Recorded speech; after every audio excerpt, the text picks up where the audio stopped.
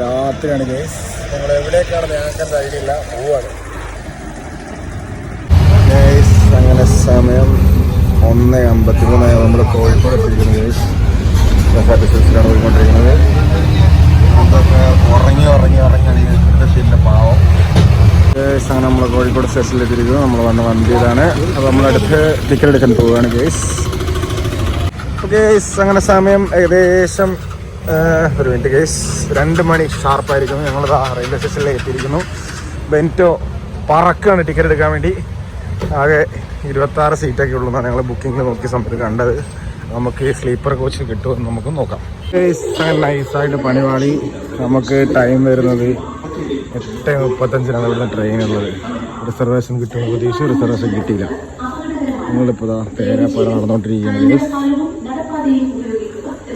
മുന്നിൽ ട്രെയിനിൽ കയറി സീറ്റ് കിട്ടുമോ എന്നുള്ളത് നമുക്ക് നോക്കിയിട്ട് അപ്പോൾ കാണാം ഗൈസ്. അങ്ങനെ ഞങ്ങളിതാ രാവിലെ ഏകദേശം ഇപ്പോൾ സമയം നോക്കുകയാണെങ്കിൽ 10:01 8:30 പറഞ്ഞ ട്രെയിൻ ഇതുവരെ എടുക്കില്ല. എല്ലാവരും ബോറടിച്ച് ഇതാ വെയിലെത്തിയിരുന്ന് മടുത്തിരിക്കുകയാണ് ഗൈസ്. അപ്പോൾ നമുക്ക് ട്രെയിൻ വന്ന് ടിക്കറ്റും കിട്ടിയില്ല. ടിക്കറ്റും റിസർവേഷൻ നോക്കിയാലും നടന്നില്ല. ആ കൂടി ഫുള്ള് സീനാണ്. അപ്പോൾ നമ്മളിത് എങ്ങനെ ഇരിക്കുകയാണ് റെയിൽവേ സ്റ്റേഷനിൽ. നല്ല തിരക്കുണ്ട്, അങ്ങനെ വരെ തിരക്കാണ്. നമ്മളിങ്ങനെ ബോറടിച്ചിരിക്കുകയാണ് ഇപ്പോൾ നമുക്ക് ട്രെയിനിലെത്തിയിട്ട് വലിയ തിരക്കൊന്നുമില്ലെന്നാണ് ഈ കാണാം. അപ്പോൾ നമ്മൾ ട്രെയിൻ ഇതാ വന്നുകൊണ്ടിരിക്കുകയാണ്. അപ്പോൾ നമുക്ക് ട്രെയിനിൻ്റെ ഉള്ളിൽ കേട്ട് ബാക്കി കാണാം.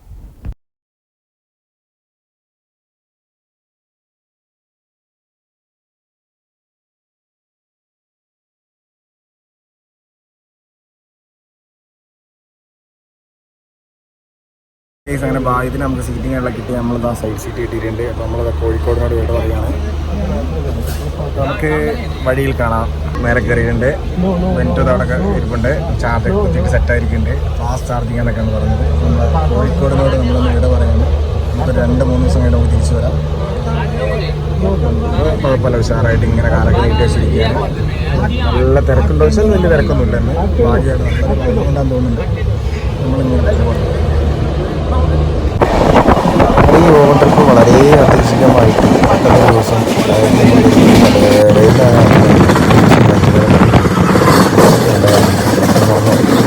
പെട്ടെന്ന്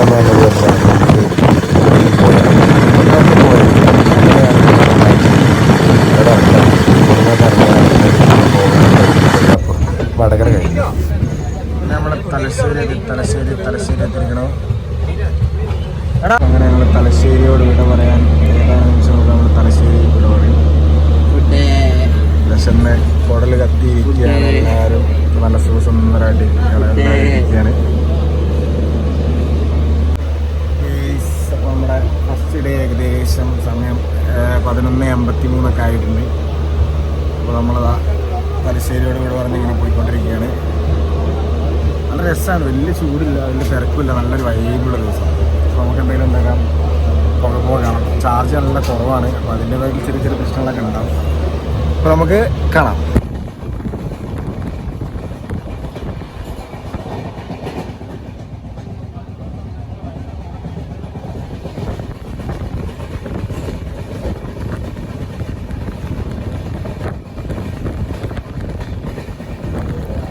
അങ്ങനെ നമ്മളിങ്ങനെ പോയിക്കൊണ്ടിരിക്കുകയാണ് ഗൈസ്. അപ്പോൾ കുറേ സ്ഥലത്ത് നമ്മുടെ ട്രെയിൻ പിടിച്ചിട്ടു. അവിടെയൊക്കെ ആയിട്ട് കുറേ സ്ഥലത്ത് പിടിച്ചിട്ടു. കാരണം നമ്മുടെ വന്ദേ ഭാരത് വരുന്ന സമയത്ത് ഏകദേശം അവിടെ ഒരു 1/2 മണിക്കൂറോളം കിടന്നിട്ടാണ് നമ്മുടെ വന്ദേ ഭാരത് പാസ് ചെയ്യാൻ വേണ്ടി 1/2 മണിക്കൂറോളം അവിടെ പിടിച്ചിട്ടു.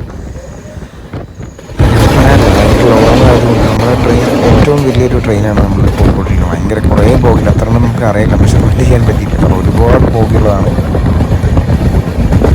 നല്ല വെയിലത്തും പാവങ്ങൾ പണിയെടുത്തുകൊണ്ടിരിക്കുന്നത്. ഇതുപോലെ ധർമ്മടം എന്ന സ്ഥലത്താണ് പറ്റിയിട്ടുള്ളത്. ധർമ്മടം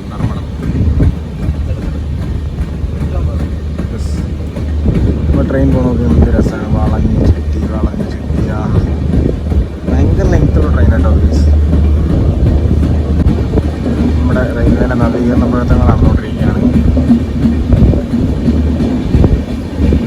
സ്റ്റേഷൻ ധർമ്മടം കഴിഞ്ഞു. ഇതാണ് ധർമ്മടം സ്റ്റേഷൻ.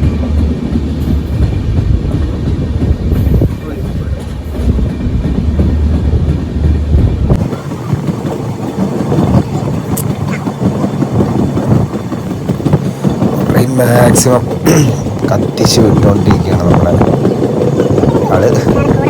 അപ്പോൾ അടിപൊളി അടിപൊളി കാഴ്ചകളൊക്കെ ഉണ്ട്. ഇങ്ങനെ നമുക്ക് പോവാം.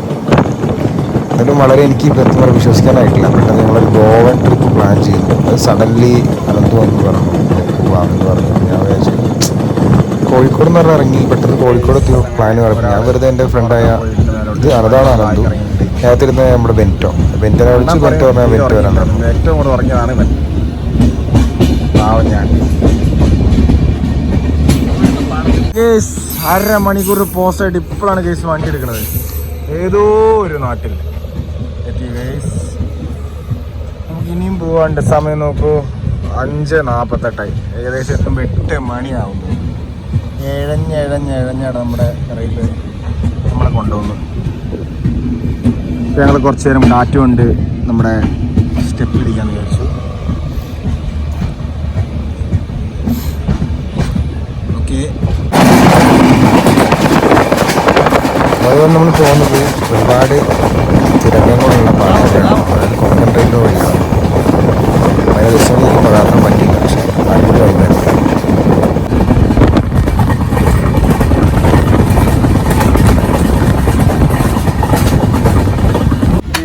നമ്മൾ ഇന്നലെ രാത്രി ഇറങ്ങിയതാണ്. ഇന്നലെ രാത്രി ഏകദേശം 12 മണി നമ്മൾ ഇറങ്ങിയതാണ്. ഇപ്പോൾ ഏകദേശം നമ്മൾ കുന്താന്ന സ്ഥലത്താണ് എത്തിയിട്ടുള്ളത്. വളരെയധികം ശോകം. എല്ലാ സ്ഥലത്തും പിടിച്ചിട്ടുണ്ട്. ഇപ്പോഴും ഇതാ പിടിച്ചിട്ടിരിക്കുന്നത്. എവിടെയൊന്നും നമ്മളെപ്പോൾ എത്തുമെന്ന് അറിയത്തില്ല. അപ്പോൾ നമുക്ക് അവിടെ ചെന്നിട്ട് ഇനി കാണാം. ബൈ. അങ്ങനെ 9:44 ആയപ്പോൾ നമ്മളിതാ നമ്മുടെ ഗോവയിൽ എത്തിയിരിക്കുന്ന കേസ്. നമ്മൾ ട്രെയിൻ മെല്ലെ മെല്ലെ അടുക്കുന്നുണ്ട്. ഇതാണ് ആ സ്റ്റേഷൻ. നമ്മുടെ ഇന്ത്യൻ റെയിലോട് ഇന്നത്തേക്ക് വിട പറയുകയാണ്. ചെറുക്കന്മാരെല്ലാം ബാക്ക് സെറ്റാക്കി ഇറങ്ങാൻ റെഡി ആകുന്നുണ്ട്. അപ്പോൾ നമ്മളത് അവിടെ നിന്ന് ഇറങ്ങാൻ പോവാണ്. അപ്പോൾ കേസ് ഇനി നമ്മൾ 2 ദിവസത്തേക്ക് ഇവിടെ ഗോവൻ കാഴ്ചകളായിരിക്കും കുറച്ച് ദിവസം കാണാം. അപ്പോൾ നമുക്കിനി ഗോവൻ കാഴ്ചയിലേക്ക് ഇറങ്ങാം. ഫസ്റ്റ് ഇവിടെ ചെയ്യേണ്ടത് വെച്ചാൽ നമുക്കൊരു ഊബർ ബുക്ക് ചെയ്യണം. ഊബർ ബുക്ക് ചെയ്ത് നമുക്കിപ്പോൾ പോകേണ്ടത് നമ്മുടെ ബഗ ബീച്ചിലേക്കാണ് പോകേണ്ടത്. അവിടെയാണ് നമ്മൾ റൂമിൻ്റെ കാര്യം സെറ്റ് ചെയ്തിട്ടുള്ളത്. നമുക്ക് ബഗ ബീച്ചിലേക്കാണ് എടുത്ത് പോകേണ്ടത്. അപ്പോൾ നമുക്ക് നേരെ ബഗ ബീച്ചിലേക്ക് പോകാം. ആദ്യം നമുക്കൊരു ഊബർ പിടിക്കാം. ഫസ്റ്റ് നമുക്ക് ഇവിടെ ഇറങ്ങി ഫസ്റ്റ് നമുക്കൊരു ഊബർ പിടിക്കണം. ഓക്കെ, അത് ബാക്കി നമുക്ക് കാണാം. നമ്മൾ ഗോവ മണ്ണിലേക്ക് കാല് കുത്തിയിരിക്കുന്നത്. ഇതാണ് മഡ്ഗോവ എന്ന് പറഞ്ഞ സ്ഥലം.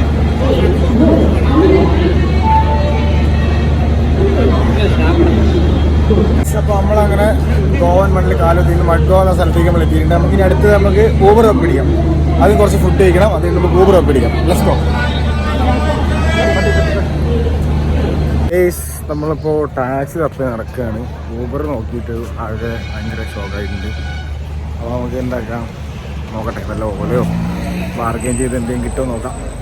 കേസ് അങ്ങനെ നമ്മൾ ഗോവയിലെത്തി. നമ്മൾ ടാക്സിയിൽ ആ റൂമിലേക്ക് പോയിക്കൊണ്ടിരിക്കുകയാണ്. അപ്പോൾ നല്ല കലാപരം നല്ല ടയർഡായി. ഇന്നലെ രാത്രി മുതൽ ഉറക്കം ഭയങ്കര പ്രശ്നമായി.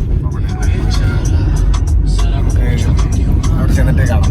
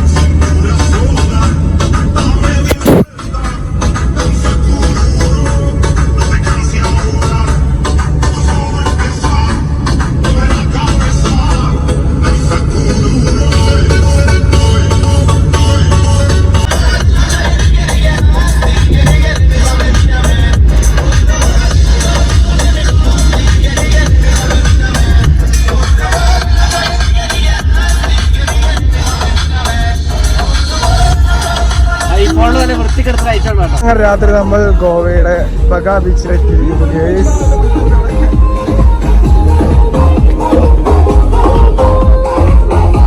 അവസാനം ഞങ്ങൾ 3 പേരും കൂടി ഭക്ഷണം കഴിക്കാൻ വേണ്ടി സ്ഥലത്തിരുന്നൊരു കേസ്. നല്ല സമയം ഇപ്പോൾ തന്നെ ഏകദേശം ഒരു 10-11 സംതിങ് എത്തുമായി. അപ്പോൾ നമ്മളിവിടെയാണ് ഭക്ഷണം കഴിച്ചിരുന്നത്. നല്ല ബീച്ചാണ് ഫ്രണ്ടിൽ കാണുന്നത്.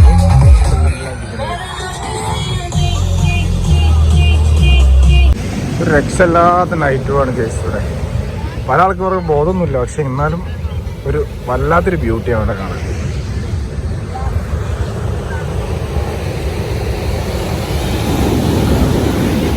ആർത്തിരുമ്പി വരുന്ന കടൽ.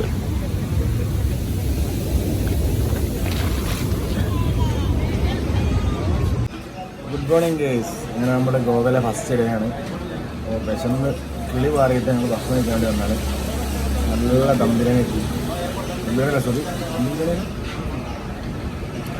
ഹൈദരാബാദ് നല്ല ദം ബിരിയാണി ആയിട്ട് കഴിച്ചിട്ടാണ്. ഇപ്പം അങ്ങനെ രാവിലെ ഫുഡ് ഞങ്ങളെ കഴിച്ച് കഴിഞ്ഞ് ഒരു ചെറിയ ഷർട്ടും ഒരു ചെറിയ പാൻറ്റും വാങ്ങിച്ച് റൂമിലേക്ക് കിടക്കുകയാണ്.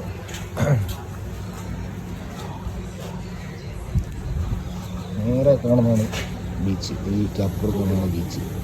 നമ്മൾ റൂമെടുത്ത ഇവിടെയാണ്. അടിപൊളി റൂമിൽ കുഴപ്പമൊന്നുമില്ല.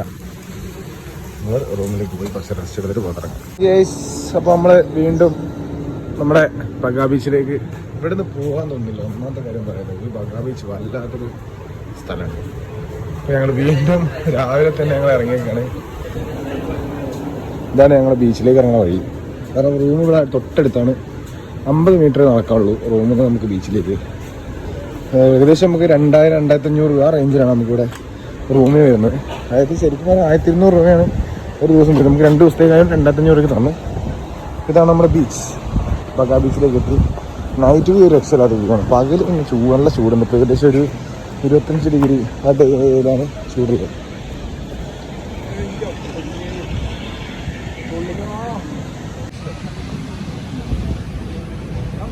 ഏകദേശം ഇപ്പോൾ രാവിലെ തന്നെ വന്ന് രാവിലെ അല്ല നട്ടുച്ച ആയിൻ്റെ ഏകദേശം സമയം 2 മണിയായി. രാവിലെ അല്ല കേസ്, എനിക്ക് തെറ്റിപ്പോയതാണ്. ഇപ്പോൾ ഇവിടെ വേലി ഇറക്ക സമയം തോന്നുന്നുണ്ട്. കടലങ്ങ് വലിഞ്ഞങ്ങ് എത്തിയിട്ടുണ്ട്. ഇവിടെ ഒരുപാട് സംഭവങ്ങൾ നടക്കുന്നുണ്ട്. സ്കേറ്റ് ബോർഡ് ഉണ്ട്, അതേപോലെ തന്നെ പാരാഗ്ലൈഡിങ് ഉണ്ട്, കുറേ ആക്ടിവിറ്റീസ് ഉണ്ട് ഇവിടെ. അപ്പോൾ നമുക്ക് വെറുതെ ഒന്ന് കടലിലേക്ക് ഇങ്ങനെ ഇറങ്ങി നടന്ന് നോക്കാം. നല്ല രസമാണ്, ഒരു വൈബാണ്, ഒരു രക്ഷയില്ല. ഒരു ഞണ്ട് വരുന്നുണ്ട് മീൻസ് സൂര്യണ്ട് പോയി. ഒരു പഴയ ഒരു 540 അവിടെ ഇറക്കിയിട്ടുണ്ട്, വെള്ളത്തിലേക്ക് ഇറക്കി ഇട്ടിട്ടുണ്ട്. നല്ല രസമാണ് കേസ്. നമ്മുടെ പകുതി ടെൻഷൻ മാറാൻ വേണ്ടി ഇതേപോലെ നിങ്ങൾ, എൻ്റെ ഒറ്റൊരു ആഗ്രഹമുള്ളൂ, ഒറ്റൊരു കാര്യം ഞാൻ പറയാനുള്ളൂ, നല്ല ടെൻഷനൊക്കെ അടിച്ചിരിക്കുന്ന സമയത്ത് ഒറ്റ പോക്ക് ഇതേപോലെ ഒരു പോക്കങ്ങ് പോവുക. ഒരു 2-3 ദിവസം കഴിഞ്ഞിട്ട് തിരിച്ചില്ല. 3 ദിവസം നമുക്ക് സ്വസ്ഥതയായിട്ട് ഒരു കാര്യത്തിനെ കുറിച്ച് ചിന്തിക്കണ്ട. കാരണം ഇവിടെ വന്ന റേഞ്ച് പോലും ഇല്ല കേസ്. അതുകൊണ്ട് സുന്ദരമായിട്ട് 3 ദിവസം സ്വസ്ഥതയായിട്ട് വിളിക്കാം. ഫുള്ള് നനഞ്ഞുകൊണ്ട് കേസ്. ഇതൊരു പബ്ബാണ് കാണുന്നത്. അപ്പോൾ നമ്മൾ പകല് പെട്ടെന്ന് നിർത്താൻ കാരണം ഞങ്ങൾ വെറുതെ ബീച്ചിൽ നിന്ന് കുളിക്കാനെങ്കിൽ അതിലൊക്കെ പോയപ്പോൾ ഫോൺ എടുക്കാൻ പറ്റില്ല. ഫോൺ റൂമിൽ വെച്ച് വരിക ചെയ്തത്. അപ്പോൾ വീണ്ടും ഞങ്ങൾ വൈകുന്നേരം ഒരു 6-6:45 ആ സമയം ആയപ്പോഴത്തേക്കും ഇവിടെ ഇരുട്ടായി എന്ന് പറയാൻ പറ്റില്ല, ഒരു ലൈറ്റ് ഒരു ഇരുട്ട് വന്നതേ ഉള്ളൂ. അപ്പോൾ ഞങ്ങൾ വീണ്ടും ബീച്ചിലേക്ക് വന്നതാണ്. അപ്പോൾ കാണാം. ഓക്കെ, അപ്പോൾ നമ്മുടെ 2 ദിവസത്തെ ഗോവ ലൈഫിലൂടെ ഒന്ന് സ്റ്റോപ്പ് ചെയ്ത് നമ്മൾ തിരിച്ചു പോവാണ്. നമ്മൾ ഗോവയിൽ നിന്ന് പോവുകയാണ് ഗേസ്. അപ്പോൾ നമുക്ക് റെയിൽവേ സ്റ്റേഷൻ കാണാം.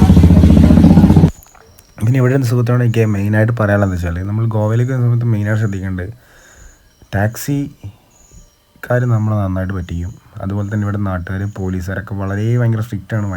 നമ്മളെ മലയാളികളാണെന്ന് കണ്ടു കഴിഞ്ഞാൽ നമ്മൾ പറ്റിക്കാൻ വേണ്ടിയാണ് അവർ നിൽക്കുന്നത്. അപ്പോൾ അവരെയൊക്കെ നന്നായിട്ട് കെയർ ചെയ്യുക. അതുപോലെ തന്നെ നമ്മളിവിടെ എല്ലാവരും വിചാരിക്കും ഇവിടെ നമുക്കൊരു റെൻറ്റ് ബൈക്കോ അല്ലെങ്കിൽ കാറോ എടുത്ത് പോകാൻ. ഏകദേശം റെൻറ്റ് ബൈക്കിന് ഏകദേശം ഫെയർ വരുന്നത് 500 രൂപയാണ് ഒരു ദിവസം. അതായത് 12 മണി to 12 മണി എടുക്കുകയാണെങ്കിൽ 500 രൂപയാണ് ഒരു ദിവസം ഫെയർ വരുന്നത്. അതുപോലെ തന്നെ കാർ എടുക്കുകയാണെങ്കിൽ നമുക്ക് വരുന്നത് ഏകദേശം 1200-1500 ആ റേഞ്ചിലാണ് ഏകദേശം ബൊലേനോ അങ്ങനത്തെ ടൈപ്പ് വണ്ടികളായിരിക്കും കിട്ടുക. അത് എടുത്തു കഴിഞ്ഞാൽ റിസ്ക് എന്താണെന്ന് വെച്ചാൽ നമുക്ക് നമ്മുടെ ഭാഗത്തു നിന്ന് എന്തെങ്കിലും തട്ടോ മുട്ടോ ചെറിയ ഒരച്ചിലോ പിരിച്ചിലോ വന്നു കഴിഞ്ഞാൽ നമ്മൾ പിന്നീട് ലോക്കാണ്. അപ്പോൾ അതുകൊണ്ട് സുഹൃത്തുക്കൾ ആരും അതിലേക്ക് ചെയ്യാൻ നിൽക്കരുത്. ഏറ്റവും നല്ല പരിപാടി എന്താ വെച്ച് കഴിഞ്ഞാൽ നമ്മൾ അത്യാവശ്യം സ്ഥലങ്ങൾ കാണണമെങ്കിൽ പ്ലാൻ ഉണ്ടെന്നാണെങ്കിൽ ലോക്കലി ഇവിടെ അവൈലബിൾ ആയിട്ടുള്ള ബസ്സുകളുണ്ട്. എല്ലാ ഏരിയയിലേക്കും ബസ്സുകൾ പോകുന്നുണ്ട്, എല്ലാ ബീച്ചിലേക്കും ബസ്സുകൾ പോകുന്നുണ്ട്.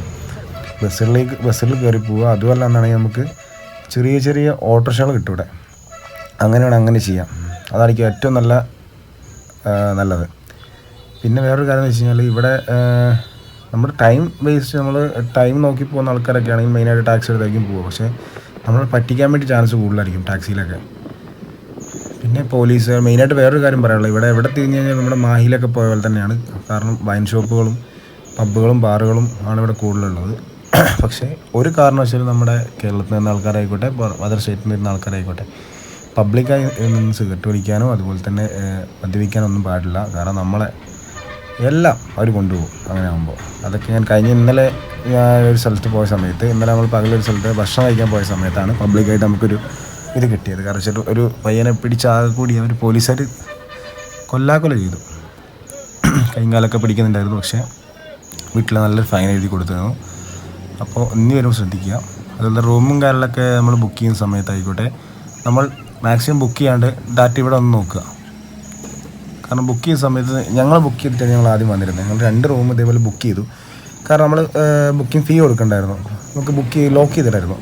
അപ്പോൾ അങ്ങനെ ആയതുകൊണ്ട് ഞങ്ങൾ ബുക്ക് ചെയ്തിട്ടാണ് വന്നത്. ഞങ്ങൾക്ക് കാണിച്ച റൂം എന്ന് വെച്ചാൽ വലിയ റൂമായിരുന്നു. ഞങ്ങൾ 3 പേരുള്ളതുകൊണ്ട് ഞങ്ങൾക്ക് വലിയ റൂമായിരുന്നു ഞങ്ങൾ ബുക്ക് ചെയ്ത് ഏകദേശം ഫെയർ കാണിച്ച് 2200 രൂപയായിരുന്നു ഒരു ദിവസം സ്റ്റേക്ക് കാണിച്ചത്. അപ്പോൾ നമ്മൾ വെച്ചാൽ ഓക്കെ കുഴപ്പമില്ല, അത്യാവശ്യം വലിയ റൂമല്ലേ, നമുക്ക് ഏകദേശം ഫെയർ വരും എന്ന് വിചാരിച്ചാണ് ഞങ്ങൾ ഇങ്ങോട്ട് വന്നത്.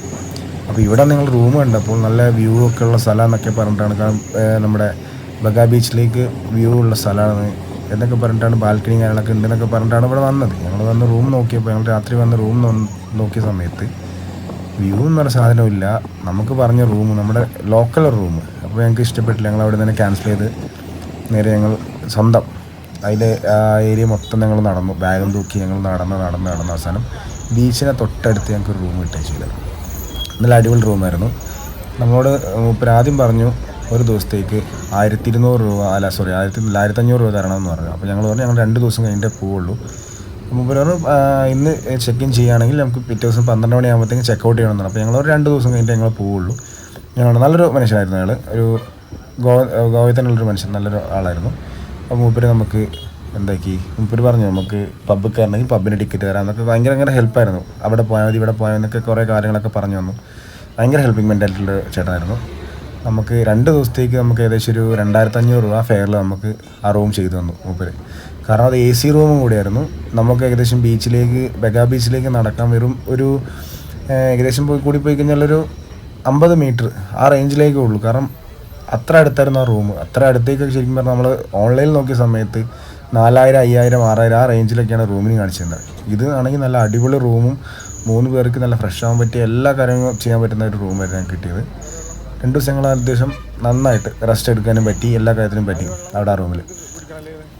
പിന്നെ വേറൊരു കാര്യം എന്ന് വെച്ച് കഴിഞ്ഞാൽ എന്താ പറയുക, ഇതേപോലെ ഇതിൽ വരുന്ന സമയത്ത് നമ്മുടെ ടൈം ബസ്സിലൊക്കെ കയറുമ്പോൾ ടൈം ഒരുപാട് വേസ്റ്റ് ആവും. ഇത് ഒരു മെയിൻ കാര്യമാണ്. കാരണം ചിലവർ മെല്ലേ പോവുള്ളൂ, എല്ലായിടത്തും നിർത്തിയേ പോവുള്ളൂ. നമ്മുടെ അടുത്ത് ഫ്ലൈറ്റ് പോലല്ലേ പറന്നു പോകുന്ന പരിപാടി ഇല്ല അവിടെ. മെല്ലെ ആൾക്കാരെ കയറ്റി ആളതിനു ശേഷം മാത്രമേ പോവുള്ളൂ. പിന്നെ അതുപോലെ തന്നെ നമുക്കിവിടെ ഏറ്റവും കൂടുതൽ കോസ്റ്റ് വരുന്നത് മെയിനായിട്ട് ഫുഡ് കോസ്റ്റ് കുറച്ച് കൂടുതലാണ്. ഏകദേശം നല്ലൊരു പൈസ ഫുഡിനാവും. അതുപോലെ തന്നെ നമ്മുടെ ഇവിടുന്ന് നമ്മൾ സിഗരറ്റ് വലിക്കുന്ന ടൈപ്പ് ആൾക്കാരാണെങ്കിൽ അതിനും നല്ലൊരു അത്യാവശ്യം കോസ്റ്റ് വരും.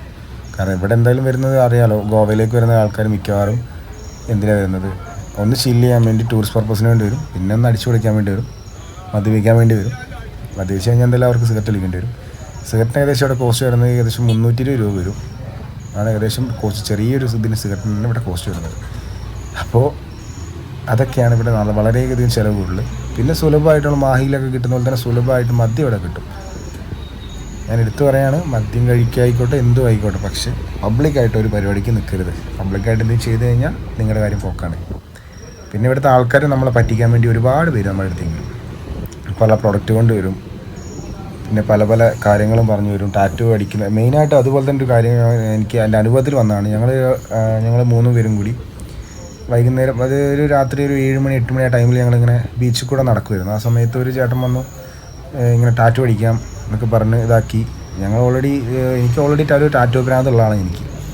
അപ്പോൾ ഞാൻ പറഞ്ഞു ഓക്കെ ടാറ്റു ഏകദേശം എത്ര രൂപ. അപ്പോൾ മൂപ്പര് ആദ്യം പറഞ്ഞു നമുക്ക് സ്കെച്ച് ചെയ്ത് കഴിഞ്ഞതിന് ശേഷം നമുക്ക് മെഷർമെൻറ്റ് എടുത്തിട്ട് നമുക്ക് പേയ്മെൻറ്റ് പറയാമെന്ന് പറഞ്ഞിട്ടാണ് കയറ്റിയത്. സ്കെച്ച് ചെയ്യാൻ 150 രൂപ. അപ്പോൾ നമുക്ക് സ്കെച്ച് ചെയ്യാം, കുഴപ്പമില്ല, 150 രൂപയല്ലേ ആവുള്ള രീതിയിൽ നമ്മൾ കയറി. സ്കെച്ച് ചെയ്ത് കഴിഞ്ഞിട്ട് മൂപ്പര് എന്താക്കി, സ്കെച്ച് ചെയ്തതിൻ്റെ ഇടയ്ക്ക് മൂപ്പര് നമ്മുടെ ടാറ്റു അടിക്കുന്ന സംഭവം വെച്ച് 2 വരയും വരച്ചു. കാരണം നമ്മളെ ലോക്കാക്കുകയാണ്. കാരണം എന്താ വെച്ച് കഴിഞ്ഞാൽ എന്തായാലും ആ 2 വര വരച്ച് കഴിഞ്ഞാൽ നമ്മൾ എന്തായാലും ഓട്ടോമാറ്റിക്കായിട്ട് ഫുൾ വരയ്ക്കാൻ പറയും. കാരണം എന്ന് വെച്ചാൽ 2 വര എന്തായാലും പോകില്ല. ടാറ്റു എന്ന സംഭവം പെർമനൻ്റാണ്, അത് പോകത്തില്ല, അവിടെ കിടക്കും. അപ്പോൾ പിന്നെ അവരുടെ ട്രിക്കായിരുന്നു അത്. അത് കഴിഞ്ഞിട്ട് അവർ എന്നോട് പറയാണ്, അതായത് ഞാനൊരു ബാൻഡായിരുന്നു, കയ്യിലുള്ളൊരു ബാൻഡായിരുന്നു ഞാൻ ചൂസ് ചെയ്തത്. ഒരു ഫുൾ നമ്മുടെ റൈറ്റ് സൈഡ് ഹാൻഡിൽ ഒരു ബാൻഡായിരുന്നു ഞാൻ ചെയ്തത്. അപ്പോൾ എന്നോട് അയാൾ മൂപ്പര് പറഞ്ഞു, ഇത് അവർ കയറി വന്ന സമയത്തുള്ള മുഖഭാവമല്ലായിരുന്നു അവർക്ക്. പിന്നെ നമ്മളിത് വരച്ച് കഴിഞ്ഞ് 2 വര വരച്ച് കഴിഞ്ഞപ്പോഴത്തേക്ക് അവർ ഇതങ്ങ് മാറി, ഭീകര ഒരു സിറ്റുവേഷൻ ആയിപ്പോയി അവിടെ. നമ്മളാകെ ലോക്കായിപ്പോയി. കാരണം വെച്ചാൽ ഇത് വരച്ചും പോയി, പൈസയും പറയുന്നില്ല, അങ്ങനെ ആയപ്പോൾ കുറച്ച് പ്രശ്നങ്ങളായി. ഞങ്ങൾ 3 പേരും കൂടി ആകെ കൂടി പേടിച്ചു, എന്ത് ചെയ്യുമെന്നറിയില്ല. പെട്ടെന്ന് ഇവരാണെങ്കിൽ ഭയങ്കര റിബൽ സ്വഭാവം പോലെ കാണിക്കാൻ തുടങ്ങി. അവർ ഞങ്ങളോട് ആദ്യം പറഞ്ഞു 12,000 രൂപ വരും, ഇത്ര മെഷർമെൻറ്റും കാര്യങ്ങളൊക്കെ എടുത്ത് പറഞ്ഞു 12,000 രൂപ വരും എന്ന് പറഞ്ഞു. അപ്പോൾ ഞങ്ങൾ പറഞ്ഞു ഞങ്ങളിൽ അത്ര പൈസ ഇല്ല എന്നൊക്കെ പറഞ്ഞു. അങ്ങനെ അവസാനം ചെറിയൊരു എമൗണ്ടിൽ ഏകദേശം ഞങ്ങൾ ബാർഗെയിൻ ചെയ്ത് എനിക്ക് അത്യാവശ്യം ഹിന്ദി അറിയാവുന്നതുകൊണ്ട് ഞാൻ അവിടെ പിടിച്ചു വന്നു. ഹിന്ദി അറിയാത്ത, അതേപോലെ നമ്മുടെ മലയാളി സുഹൃത്തുക്കളൊക്കെ വരികയാണ്, ഇംഗ്ലീഷൊന്നും അവർക്ക് അറിയത്തില്ല. ഉള്ള കാര്യം പറയുന്നത് വെച്ചാൽ അവർക്ക് ഇംഗ്ലീഷ് അറിയത്തില്ല. ഹിന്ദി അറിയാമെങ്കിൽ നമുക്കിവിടെ ധൈര്യത്തിൽ നിന്ന് പിടിച്ചേക്കാൻ പറ്റും. ഹിന്ദിയാണ് ഇവിടെ മെയിനായിട്ട് ബേസിക്കായിട്ട് വേണ്ടത്. ഹിന്ദി അറിയാത്ത ഒരാൾ വരികയാണെങ്കിൽ നമ്മൾ അവർ എന്തായാലും നമ്മളെ കൊല്ലും. അപ്പോൾ എന്താക്കുക, അത്യാവശ്യം ഹിന്ദി അറിയുന്ന ആൾക്കാരാണെങ്കിൽ ഏറ്റവും നല്ലത്. ഞാൻ ഹിന്ദിയിൽ പറഞ്ഞ് ബാർഗെയിൻ ചെയ്ത് ഏകദേശം 4,000 രൂപയിലാക്കി. അതിൻ്റെ ഇതാണ് ഞാൻ ഇപ്പോൾ കാണിച്ചത്. ഒരു മിനിറ്റ്, ഇതാണ് ഞാൻ ചെയ്തത്. ഒരു മിനിറ്റ്. അപ്പോൾ ഈ ടാറ്റു ആണ് ഞാൻ ചെയ്തത്. പക്ഷേ വർക്കും കാര്യങ്ങളൊക്കെ അടിപൊളി വർക്കും കാര്യങ്ങളൊക്കെ ആയിരുന്നു. പക്ഷേ ഒരിക്കലും ചെന്നിട്ട് ഇതേപോലെ ചെന്ന് പെടരുത്. എനിക്ക് മെയിനായിട്ട് പറയാനുള്ള കാര്യമാണ്, കാരണം എൻ്റെ വീഡിയോ കാണുന്ന എല്ലാവർക്കും മെയിനായിട്ട് ഒരു മെസ്സേജ് പോലെയാണ് ഞാൻ പറയുന്നത്, ഒരിക്കലും ഇങ്ങനത്തെ ടീമിലോട്ട് ചെന്ന് പെടരുത്. അതുപോലെ തന്നെ നമ്മൾ രാത്രി അതിലെ നടക്കുന്ന സമയത്ത് നമ്മുടെ പുറകെ പല ആൾക്കാരും വരും. നമ്മളൊന്നിനും അതിൻ്റെ പുറകെ പോകരുത്. കാരണം പല ഗേൾസുകളും വരും, പല ബോയ്സുകളും വരും നമ്മുടെ പുറകെ. പക്ഷേ അതിനൊന്നും നമ്മൾ ഒരിക്കലും അതിലേക്ക് പോകരുത്. പോയി കഴിഞ്ഞാൽ നമ്മളവർ ലോക്കാക്കും. അപ്പോൾ അത് ശ്രദ്ധിക്കുക. പിന്നെ എന്താ വെച്ച് കഴിഞ്ഞാൽ ഇവിടെ ട്രാവലിംഗ് ഏറ്റവും ചീപ്പ് ആൻഡ് ബെസ്റ്റ് എന്ന് പറയുന്നത്, പിന്നെ എടുത്തു പറയാൻ കാരണം ഞങ്ങൾക്ക് ഫസ്റ്റ് ഡേ വന്ന സമയത്ത് തന്നെ ടാക്സിക്കാരെ നമുക്ക് നല്ലൊരു പണി വന്നു.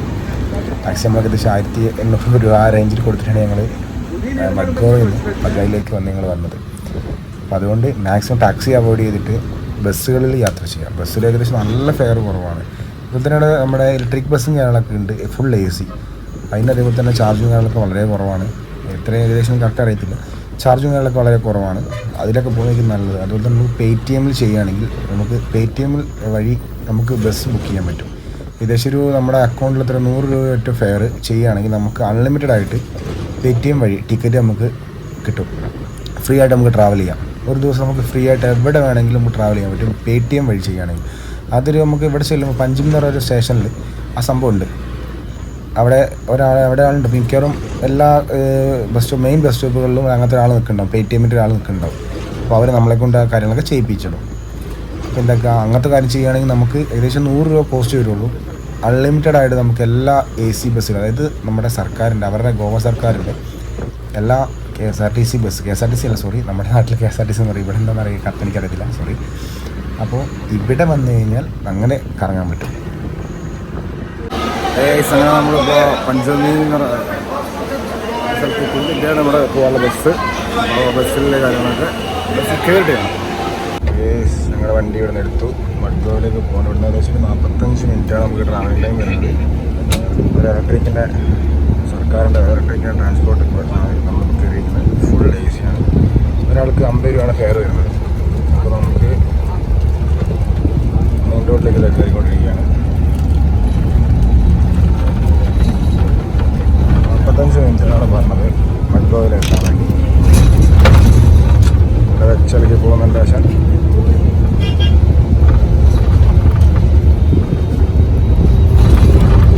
എന്തായാലും അവിടെ ചെന്നിട്ടാണ്.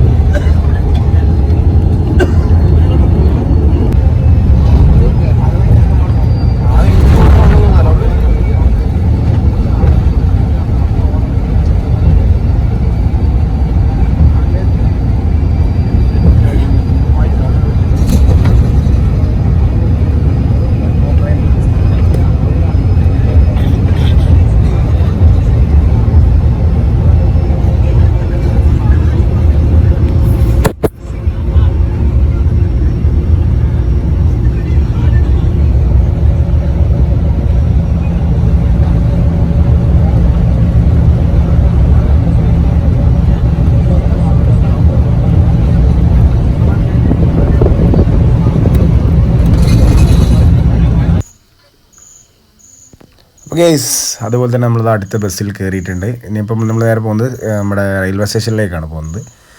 അപ്പോൾ നമ്മൾ വന്ന ബസ് ഇതാ തൊട്ടപ്പുറത്ത് കിടപ്പുണ്ട്. അപ്പോൾ നമ്മളെന്താക്കി ഇതിലിപ്പോൾ ആളായി കഴിഞ്ഞാൽ ബസ് എടുക്കും. അപ്പോൾ അങ്ങനെ ബസ് നമ്മൾ യാത്ര തുടങ്ങി.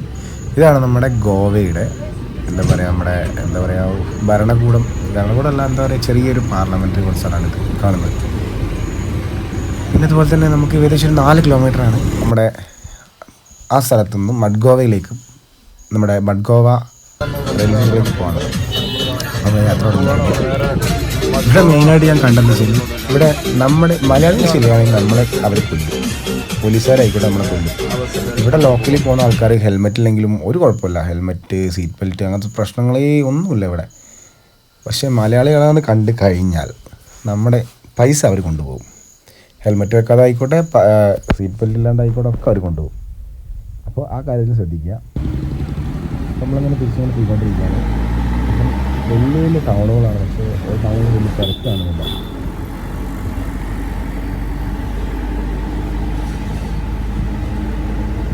ഇവിടെ നോക്കിക്കഴിഞ്ഞാൽ നമുക്ക് കാണാൻ പറ്റിയ വൈൻ ഷോപ്പുകൾ മാത്രമാണ്, പല പല ബ്രാൻഡുകളുടെ വൈൻ ഷോപ്പുകൾ മാത്രമാണ് കാണുന്നത്.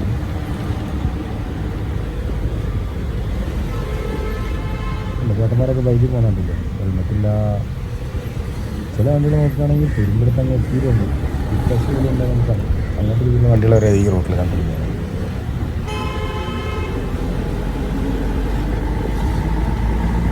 ഞങ്ങൾ ഓൾറെഡി നല്ല ടയേർഡായിട്ടുണ്ടായിരുന്നു നല്ലോണം. കാരണം 2 ദിവസത്തെ ഞങ്ങൾ നൈറ്റ് മൊത്തം ബീച്ച് എക്സ്പ്ലോർ ചെയ്തുകൊണ്ട് ഞങ്ങൾക്ക് നൈറ്റ് ബീച്ച് എക്സ്പ്ലോർ ചെയ്യും, പകൽ കിടന്നുറങ്ങും. അങ്ങനെയായിരുന്നു ഞങ്ങൾ മിക്ക ദിവസങ്ങളിൽ 2 ദിവസം അങ്ങനെയായിരുന്നു. അപ്പോൾ ഞങ്ങൾ ബസ്സിലും കൂടെ കയറി യാത്ര ചെയ്തപ്പോൾ വളരെയധികം ക്ഷീണമായിപ്പോയി. വളരെയധികം ക്ഷീണം വെച്ചാൽ AC ഒന്നും ഇല്ലാത്തതുകൊണ്ട് ഭയങ്കര ചൂടുമായിരുന്നു. ഞങ്ങൾക്ക് ഭയങ്കര ക്ഷീണമായിപ്പോയി.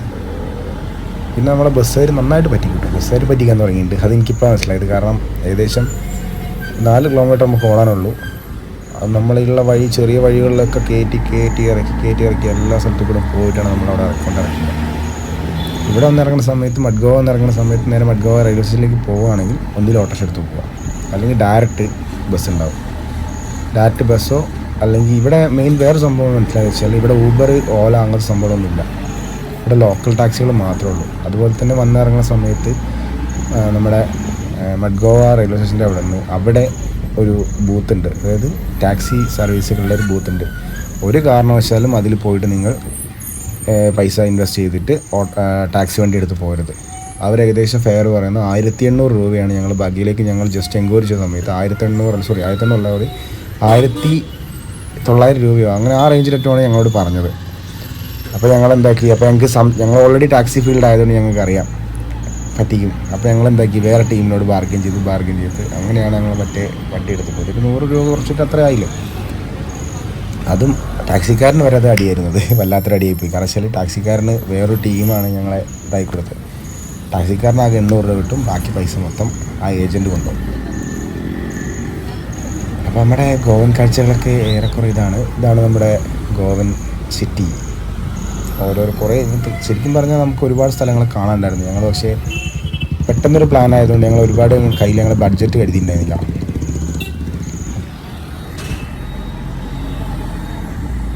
അങ്ങനെ റെയിൽവേ സ്റ്റേഷനിലേക്ക് നടക്കുന്ന ദൃശ്യം അവിടെ കണ്ടുകൊണ്ടിരിക്കുന്നത്. എവിടെയോ ഞങ്ങൾ ഇറക്കി വിട്ടു, റെയിൽവേ സ്റ്റേഷനിലേക്ക് നടന്നുകൊണ്ടിരിക്കുകയാണ്. ഇവിടെ മെയിനായിട്ട് പറ്റിക്കുന്ന ഒരു കാര്യം വെച്ചാൽ നന്നായിട്ട് പറ്റിക്കും ആൾക്കാർ, പറ്റിക്കുന്നവർ നന്നായിട്ട് പറ്റിക്കും.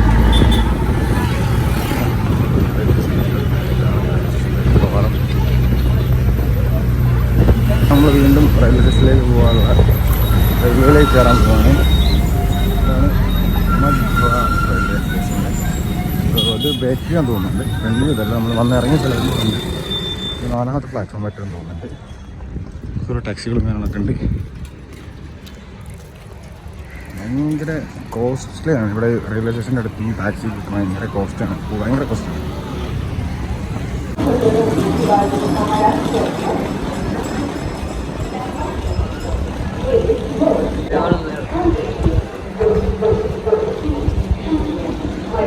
ഇവിടെ 6 പ്ലാറ്റ്ഫോമുകളാണുള്ളത്. ഇത് 6ാമത്തെ പ്ലാറ്റ്ഫോമാണ്.